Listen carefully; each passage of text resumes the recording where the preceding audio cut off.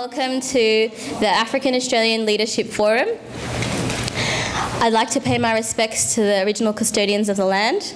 I'd also like to pay my respects to the elders past and present and any other communities present here today. I'd like to also welcome our guest speakers, panellists, community leaders, and my kings and queens present here today. I'd also like to thank Mike and the Royal Society of Victoria for providing us this beautiful venue.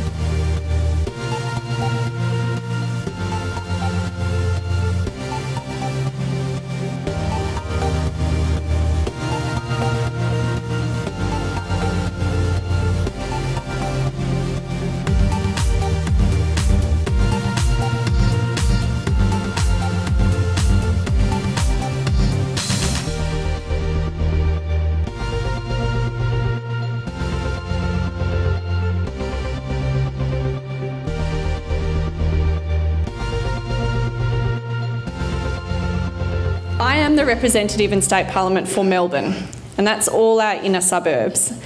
And in my region, where I represent, more than 50% of people were either born overseas or had a parent who was born overseas. It's often the women who are the most affected, right?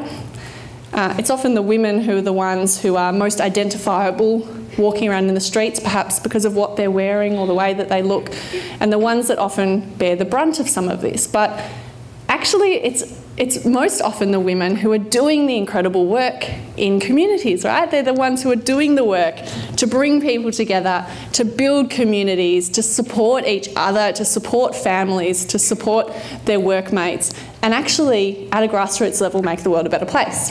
I really like what Miss Ellen, you stated today, and I wrote it down. You cannot be what you cannot see. And that is something I truly believe completely 100%. You know, if we do not see more women who look like us out there in forums like this or in positions like in which you are, then, you know, there's no hope for us. So more power to all women, and more power to diverse women, and more power to African women. Thank you. When I came to Australia, I realized in hindsight that my journey has been 3 phases. So the first phase was being a victim. Oh, poor me. I stayed there for a very long time. And then I realized it wasn't serving me. And I became angry. And from that space of anger, by the way, so much better than being a victim, I stepped into community activism. And sometimes activism is like you're angry about what's happening in the world. But again, that energy can consume you. So luckily, I moved forward into empowerment. And I realized that this is my story, and I can create it the way I want it. And in that space, I became a storyteller. And I started doing many things that literally I would never have thought was possible. But I found out that it was really isolating being female in engineering, and even more so for PhD students.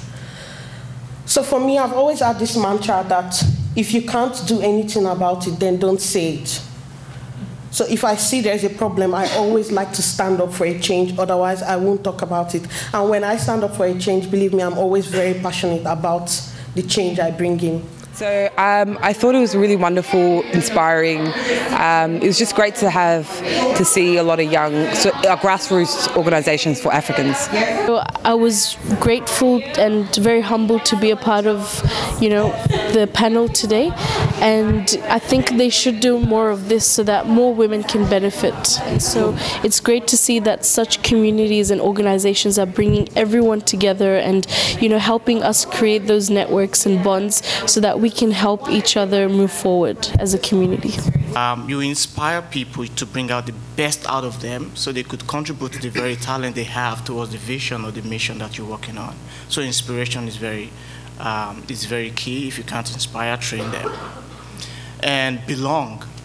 You can't lead people you really do not connect with? For me, leadership is exactly what you said. It is about influence. Influence is really important, but I think sometimes when we think about influence, we don't realize that influence is actually about people, right? So leadership for me is actually about our influence on people. And for me, influence is actually really about self-control. So it's what I can do on me, and other people watch that and they want to follow because they've seen it in me. That's what leadership is about for me. So you're demonstrating it? Yes. You're role modeling it, living it, walking the talk. But I guess for me the highlight was one of the panelists made a comment about Africa having all the resources and all the people required to fix our own problems. I really like that, and I absolutely agree with that. This is something I wish someone had told me much earlier in life. That is, until you tap into yourself and you know who you are internally and what you stand for and all your values, then you will never ever you won't be able to make much impact on other people, because then you're just going to be jack of all trades and master of none. I believe that you are the greatest thing to happen on this earth, but you also matter no less or no more than the person sitting next to you right now. And the second thing that I would say is, if you want to lead, you are being asked to partner with the people, to stand with the people in solidarity, to show them their conditions and to show them that they are much better and much bigger and much brighter than their conditions. And you can only do this by understanding for yourself what these conditions are and understanding for yourself what this better and brighter and bigger is in you. People who are excelling in their fields and sort of empower other women, and women that are looking like us, African women, Somali women, Eritrean women, all, women of all walks of life. So that's what really inspired us to have this event. But we, put it simply, we empower African Australian women. We run, a lot of consultations with African women and finding out what their needs are. And from that, we run workshops, we deliver forums, and we develop resources. So this forum, it's the first of its kind for AAWAG. We've been running for 2 years.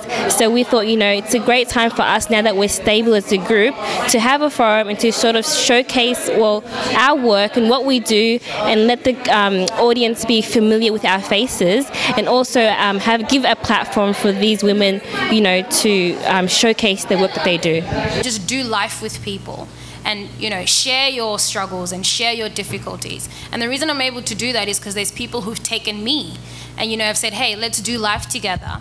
So for me, it's not necessarily like whether it's a succession plan. It's more so just doing life with people and people getting to know you, and somebody younger than you realizing that, hey, I'm able to do this, or I'm able to do that, and just doing life with them. Yeah, so that's it for me.